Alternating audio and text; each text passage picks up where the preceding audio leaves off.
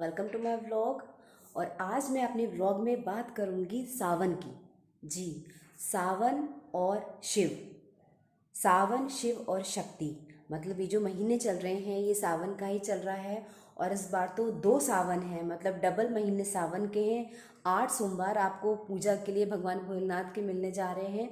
तो आज हम लोग जो है वो सावन और शिव के ऊपर ही बात करते हैं।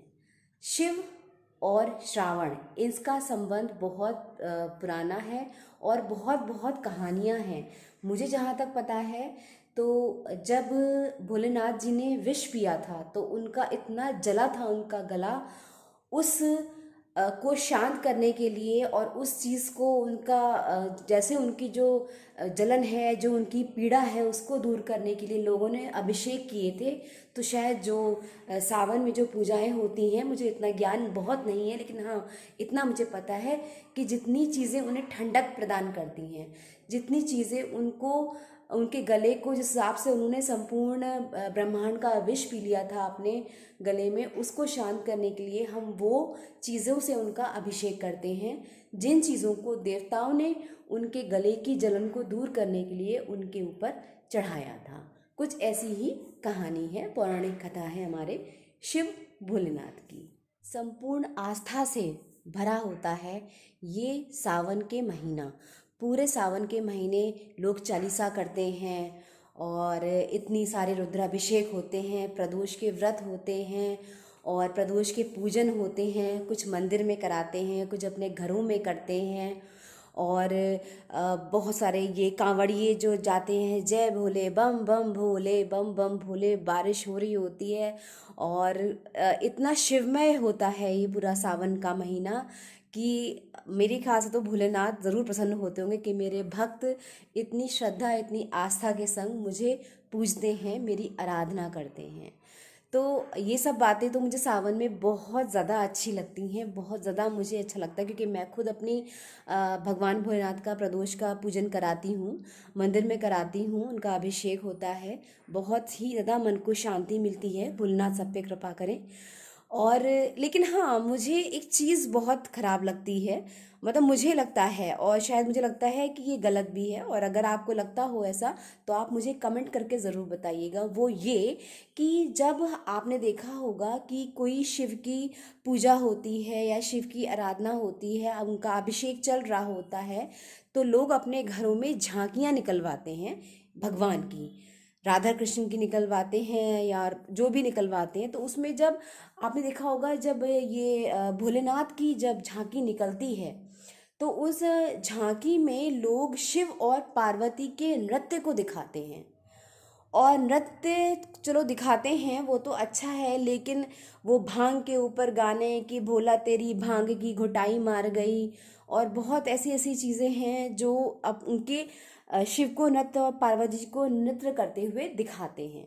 तो मेरा ये मानना है ये गलत है। मुझे गलत इसलिए लगता है कि अगर आपको शिव का चरित्र दिखाना है, अगर आपको शिव पार्वती जी के चमत्कारों को दिखाना है, तो नृत्य की कोई आवश्यकता नहीं है। मुझे ये पता था कि शायद भगवान जो हैं, ईश्वर हमारे भोलेनाथ जो हैं, वो क्रोध में तांडव किया करते थे। और ऐसे ये इस टाइप के जो देखो जो डांस होते हैं, जो इस टाइप के नृत्य होते हैं, वो नहीं करते थे। हाँ ठीक है, आपको अगर कृष्ण भगवान की रासलीला दिखानी है या कन्हैया जी के बारे में आपको कुछ दिखाना है, तो आप राधा कृष्ण का कुछ रास नृत्य, कुछ धार्मिकता के आधार पे आप उसको दिखा सकते हो, लेकिन वो भी जो सत्य है।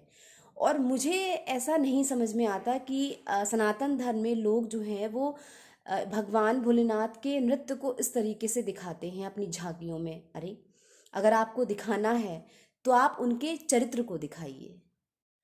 चरित्र से मतलब है कि जो चमत्कार भोलेनाथ ने किए हैं, कि जिस तरीके से उन्होंने समुद्र मंथन में कंठ में अपने जो विष था उसको धारण किया था, वो झांकी में आप दिखाइए। जिस तरीके से उन्होंने दैत्यों का सर्वनाश किया था, वो कुछ चीज़ें आप उनकी झांकियों में दिखाइए। जिस तरीके से वो गंगा पृथ्वी पे प्रवाहित करी थी उन्होंने, उस चीज़ को दिखाइए। और जिस तरीके से उन्होंने उद्धार करा है भक्तों का, बहुत सारी कथाएं हैं। आप अगर शिव पुराण पढ़ेंगे या कुछ भी उनकी कथाएं पढ़ेंगे तो वो चीज़ें दिखाई हैं। 16 सोमवार का क्या फल होता है, क्यों करते हैं लोग, सोमवार के फल का क्या, सोमवार के व्रत का क्या होता है। तो वो चीज़ें जो सही मायने में शिव को समर्पित हैं, जो चीज़ें सही मायने में शिव के लिए ही हैं, जो शिवमय हैं, आप उन चीज़ों को दिखाइए। आप उनका अभिषेक करिए, आप उनकी पूजा करिए, उनका श्रृंगार करवाइए, पूरे मन से करिए। आस्था पूरी सब है, पूरा सनातन धर्म में शिवमय होना चाहिए। लेकिन अगर आपने उनकी झांकी दिखानी है या अगर आप उनके चरित्र को दिखा रहे हो तो नृत्य ना कराते हुए भगवान भोलेनाथ को आप उनके चमत्कारों को दिखाइए। आप उनके जो उन्होंने ब्रह्मांड के लिए कार्य करे हैं, जो उन्होंने सृष्टि के जो भी कल्याण करे हैं, जैसे वो पालनहार हैं, तो वो सारे उदाहरण आपको उन झांकियों में दिखाने चाहिए। तो शिव हमारे धार्मिकता के प्रतीक हैं, हमारे धर्म के प्रतीक हैं, हमारे आस्था के प्रतीक हैं। हमारी जो जनरेशन है, जो हमारी पीढ़ी है, आने वाली पीढ़ी है, जो छोटे बच्चे हैं, वो भगवान शिव के किस रूप को समझे, वो भगवान शिव को कैसे आस्था उनकी जागे, कैसे उनको हम अपने धर्म के बारे में बताएं, कैसे हम उनको सनातन धर्म के बारे में बताएं और कैसे हम अपने धर्म का विस्तार करें। उसके लिए सही मायनों में जो सही बातें हैं हमारे पूर्वजों की, जो सही बातें हैं हमारे इष्ट देव की, जो सही बातें हैं हमारे कुल देवता की, तो हमें वही सब बातें दिखाने चाहिए। एंटरटेनमेंट के लिए प्रोग्राम नहीं होते हैं, एंटरटेनमेंट के लिए धार्मिक अनुष्ठान कभी नहीं होते हैं। तो आगे जनरेशन को सिखाने के लिए, संस्कृति को आगे बढ़ाने के लिए आप कुछ अच्छा दिखाएं ना। आप शिव नृत्य दिखा रहे हैं, नृत्य से छोटा बच्चा क्या समझेगा? छोटा बच्चा ये समझता है कि अरे भोलेनाथ तो डांस करते हैं, भोला तेरे भांग की घुटाई मार गई।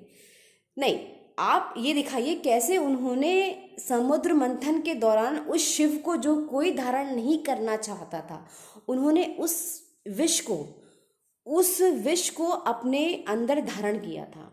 उस विष को धारण करके वो नीलकंठ कैसे बने, कैसे उनका नाम नीलकंठ पड़ा, क्यों उन्हें महादेव कहते हैं, और महामृत्युंजय मंत्र क्या होता है, शिव स्तोत्र क्यों होता है, हाँ, शिव स्तुति क्या होती है, रुद्राष्टम क्या होता है, वो सब आप अपने प्रदोष व्रत में, अपने अनुष्ठानों में, अपने व्रतों में, अपने धार्मिक कार्यक्रमों में, अपने पूजन में दिखाएं, ताकि आपकी आने वाली जो जनरेशन है वो उस बात को सीखे, वो उस बात को समझे, वो अपनी संस्कृति को जाने, सनातन धर्म को पहचाने।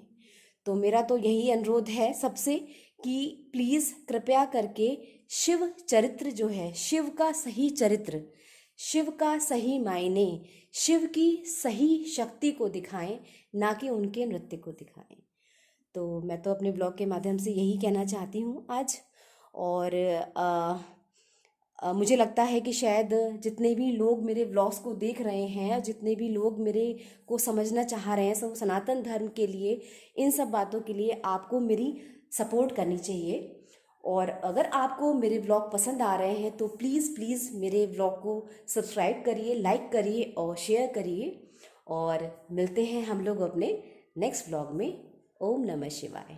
Bye bye.